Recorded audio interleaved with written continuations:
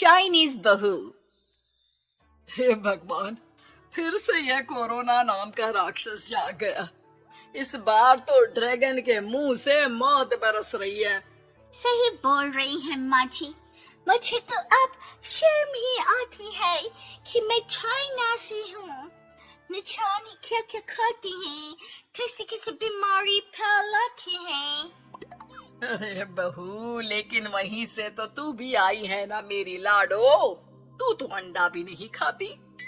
माँ जी, अच्छा खासा सब ठीक हो गया था, लेकिन पता नहीं कैसे ये फिर निकल कर आ गया। काश चाइना वालों को थोड़ी सी और अकल होती तो आज हम लोगों से अपने यूं जुदा ना हो रहे होते। कोरोना की नई लहर से देश में हो रही मौतों और घर में बंद रहने के कारण हमारी चाइनीज बहू बहुत दुखी होती है।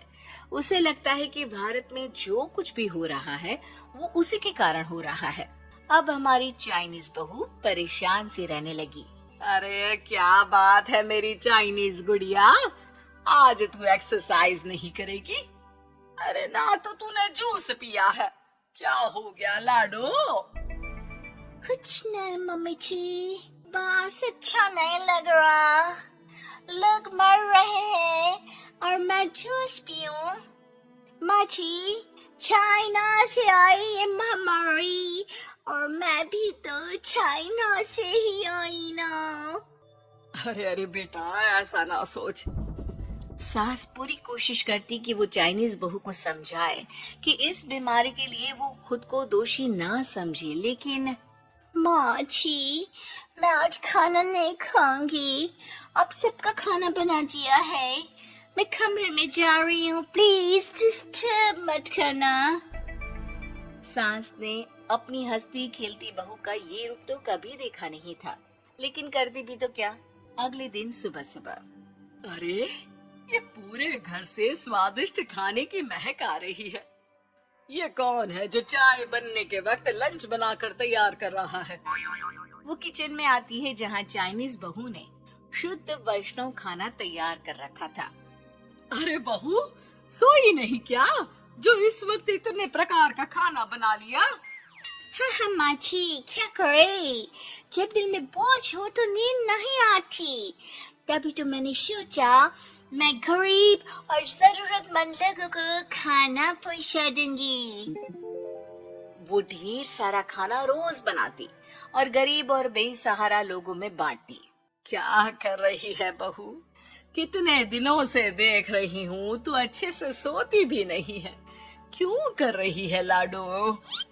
क्या करूं माँ जी, मेरे देश के लोग जीवन की लड़ाई लड़ रहे हैं और मैं सो जाऊं, मुझसे नहीं होता। एक दिन चाइनीज बहू पीपीटी किट पहनकर खड़ी होती है। अरे ये क्या बेटा, खाना देने जा रही है या लड़ाई लड़ने? माँ जी, मैं कुछ दिनों के लिए घर नहीं आऊंगी। मैंने सोचा है कि मैं घर से बाहर रहकर कोरोना के मरीजों की देखभाल करूंगी। ओ प्लीज प्लीज आप मुझे रोकना नहीं। नहीं नहीं बहू, ये तो तूने बहुत ही नेक काम सोचा है। बस बेटा तू अपना ख्याल रखना। बहू वहां से चली जाती है, लेकिन सास की रोज फोन पर बहू से बात होती। घर पर क्या है माँ, क्यों भेज दिया तूने उसे? बाहर कितना खतरा है, उसे कुछ हो गया तो? अरे बिल्कुल चिंता ना कर, उसने सारे नियम कायदे को फॉलो किया है। अरे वो बिल्कुल ठीक रहेगी। और अगर मैं उसे मना कर देती ना तो उसकी अंतरात्मा उसे सोने नहीं देती। तू तो सारा दिन घर से ऑफिस का काम करता, लेकिन मैंने देखा है उसे कितना परेशान रहती थी कुछ दिनों से। हाँ वो भी है। उधर चाइनीज बहू लोगों का खूब ख्याल रखती, उन लोगों तक खाना पहुंचाती, उनके बच्चों की देखभाल करती। एक दिन बहू अपनी सोशल साइट देख रही थी तो उसे दिखता है कि एक आदमी ने बच्चों की देखभाल के लिए पोस्ट डाली है। बहू उसे फोन करती है।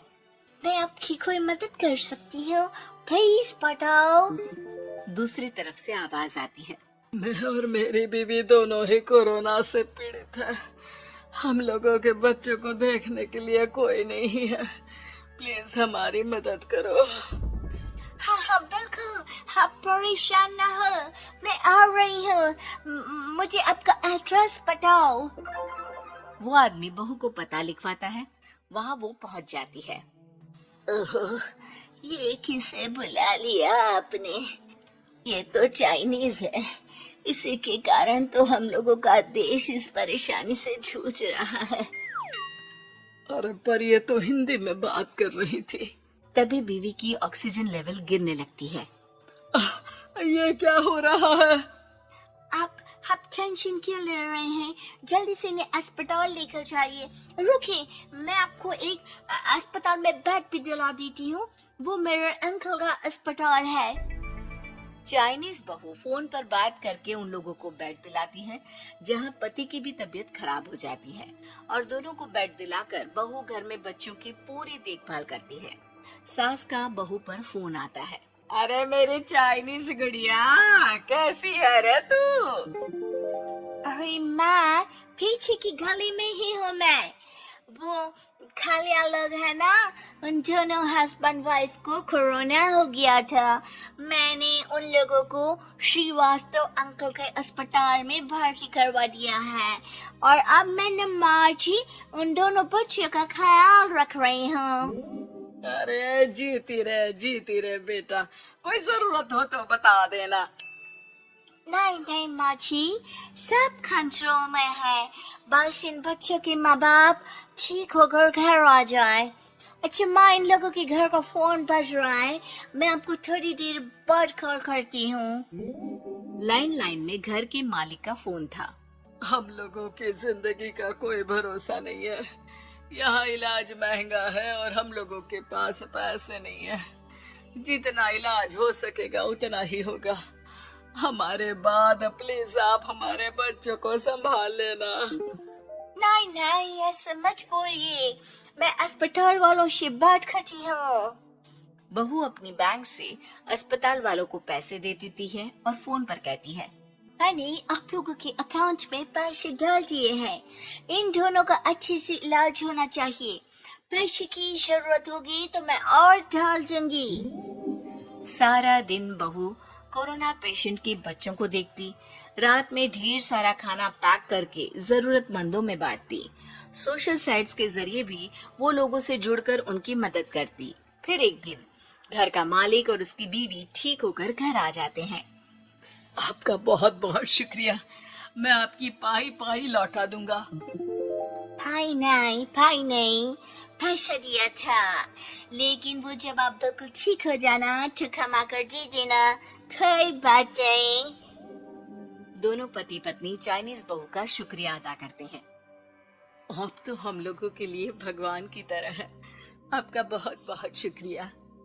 चाइनीज बहू बहुत खुश हो जाती है। वो घर आकर सास को पूरी बात बताती है। देख मेरी चाइनीज गुड़िया, तुझे चाइना का होने पर अफसोस था ना, लेकिन तूने सच्चे दिल से लोगों की सेवा करके ये बता दिया कि बेटी कहीं की भी क्यों ना हो, ससुराल आकर वो ससुराल के रंग में ही रंग जाती है। अब तो तू मेरी भारतीय बहू है। हाँ।